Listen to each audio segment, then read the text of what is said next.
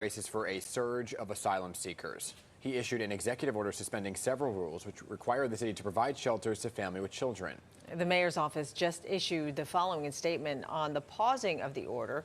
Quote, "We were discussing legal and safety concerns with our state partners, and while we paused yesterday, our plans have not changed." So Joshua Goldfein, an attorney with the Legal Aid Society, which serves as the court-appointed monitor for the shelter system, joins us this morning to discuss the latest on this issue. So good morning, Joshua. Thank you so much for being with us.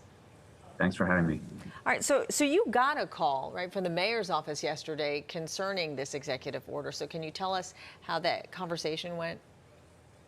The city is concerned that they won't be able to comply with all of the rules that govern shelters and how they are supposed to be set up in order to protect families with children while they are in shelter. Now, they're not suspending the right to shelter itself. I don't think they could, but they are trying to get around some rules that limit their ability to put people in certain kinds of places. And they said they were concerned that a large number of people may come and that may require them to use the kinds of placements that would normally be prohibited. Right, so let's talk about then, because we covered a lot of the fact that some people stayed on intake facilities for 24 to 48 hours and how they were kind of breaking the law there back when the asylum seekers were first arriving. Now there's a discussion around maybe putting them into gyms, for example, right? That's allowed with this? Well, it's not so clear. They believe that they have given themselves the ability to do that. I don't know that they're right about that. We're going to be closely monitoring what they actually do. They explained that their goal was to give themselves flexibility. They didn't have a specific plan in mind right now. So we're going to be paying very close attention to the steps they actually take and see if that complies with the law. But even putting aside the legal questions, we've learned from decades of experience that families with children should not be in congregate settings. It's not safe. People are at risk of infectious disease, but also we've seen children subject to sexual assault in those contexts. And kids just know that they're not safe. They can tell from their parents that the parents don't feel safe, if they don't have, a safe space where they can close the door at night and go to sleep. And that really harms children to be in a setting like that. Yeah, it's hard to think about what they must be going through. So some of these right to shelter rules, though, they've already been put to the test, right? I mean, in the wake of the city's migrant crisis. So now that these requirements have been lifted, what exactly can we expect to see happen here in the city?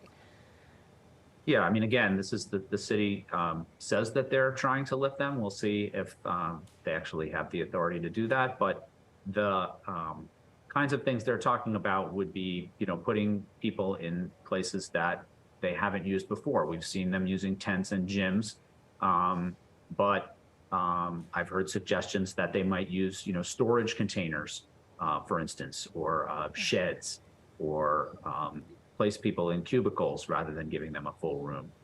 But again, we'll have to see what it is that they actually propose and try to implement, and then we'll have a sense of whether that's legal. Right, so once you get an idea, so when you had that conversation, they didn't say where, right? They haven't told us exactly where, when, or how. Okay. But again, they said they want to be prepared. So if you're not happy or satisfied with where they are put up, right, say it is a storage container, is there legal action that you'll take? Absolutely. We are class counsel. We represent all of these folks who are in need of a place to sleep at night, and we will take whatever steps we think are necessary to protect our clients. Well, what would that mean exactly? Like what kind of steps specifically? We have not a lot of tools in the toolbox, but we can go to court. We can come back to you. We can reach out to elected officials and try to address what the rules are in place and how people should be treated.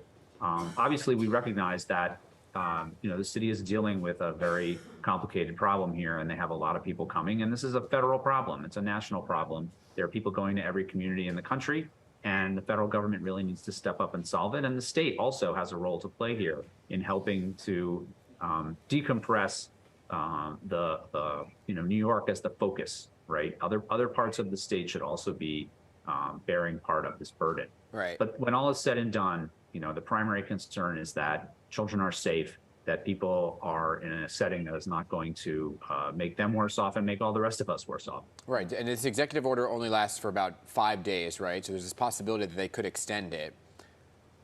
That's correct. But I want to get your take on the fact that there's this conversation happening of moving migrants or asylum seekers from New York City to Rockland, Orange counties as well. Are you involved in that? Is there legal avenues there as well? Yeah, I mean, those local elected officials have taken the playbook of that we see when the city tries to open a shelter anywhere in the 5 boroughs, and we have a NIMBY group that springs up and says, you know, we're going to sue you. We have people grandstanding and trying to block it. You have a whole range of lines that they use that some of which, you know, you can't believe people would say in polite company. They're just explicitly racist, but sometimes they say things like, you know, we're trying to help. We just don't think this is the right place. But, you know, those arguments never succeed. There's no legal authority for these local governments to block the city from bringing folks who want to come to those communities whether they can, you know, intimidate the hotel owners and other people who might offer them space is another question. But certainly there's no legal basis for the kinds of statements that we've heard from upstate elected officials. All right. Well, it's a wait and see. Joshua Goldfein, thank you again for joining us, the Legal Aid Society. We appreciate your time. Thanks for having me.